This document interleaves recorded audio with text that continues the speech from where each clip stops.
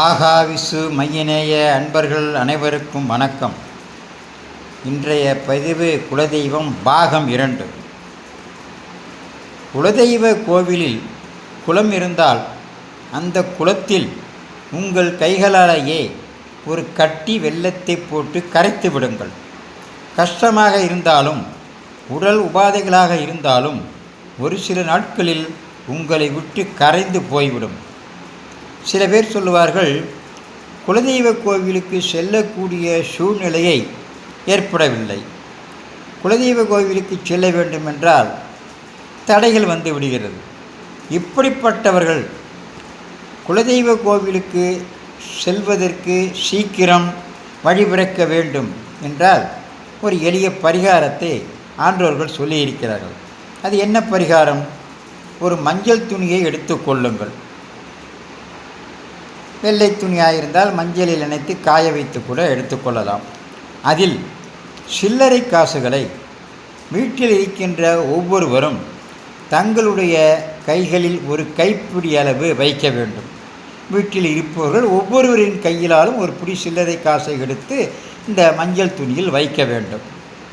வைக்கும்போது குலதெய்வ கோவிலுக்கு சீக்கிரம் வர வேண்டும் என்று வேண்டிக் கொண்டு இந்த காசு சில்லறையை அந்த மஞ்சள் துணியில் வைக்க வேண்டும். இந்த காசுகளெல்லாம் வைத்த பிறகு 4 பேரோ 5 பேரோ குடும்பத்தில் எத்தனை பேர் இருக்கிறார்களோ அவர்கள் ஒவ்வொருவரும் தங்கள் கைகளால் ஒரு பிடி சில்லறை காசை எடுத்து அந்த மஞ்சள் துணியில் வைக்க வேண்டும். குடும்பத்தில் உள்ளவர்கள் அத்தனை பேரும் வைத்த பிறகு அதை ஒரு முடிச்சாக கட்டி உங்களுடைய பூஜை அறையில் வைத்து விடுங்கள். குலதெய்வ கோவிலுக்கு வரும்போது இந்த காணிக்கையை குலதெய்வ கோவிலில் செலுத்தி விடுவதாகவும் வேண்டிக் கொள்ளுங்கள்.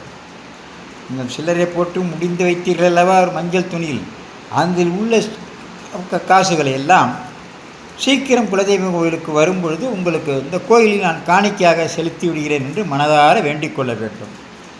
சீக்கிரமே குலதெய்வ கோவிலுக்கு செல்ல வேண்டிய நேரம் காலம் தானாக கைகூடி வரும். அப்பொழுது மறக்காமல் இந்த மஞ்சள் துணி நாணயங்களை முடிச்சை கொண்டு போய் குலதெய்வ கோவிலில் உண்டியல் இருக்கும் அல்லவா, அந்த உண்டியலில் செலுத்தி விடுங்கள். நீங்கள் மனதார வேண்டிக் கொண்டு மஞ்சள் துணியில் சில்லறையை வைக்கின்ற பொழுது குலதெய்வ கோவிலுக்கு செல்வதற்கான எந்த தடையும் நீங்கி சீக்கிரமே குலதெய்வ கோவிலுக்கு சென்று வரலாம். இதையெல்லாம் லைக் செய்யுங்கள், சப்ஸ்கிரைப் செய்யுங்கள், ஷேர் செய்யுங்கள். மீண்டும் ஒரு தலைப்பில் நாளை சந்திப்போம்.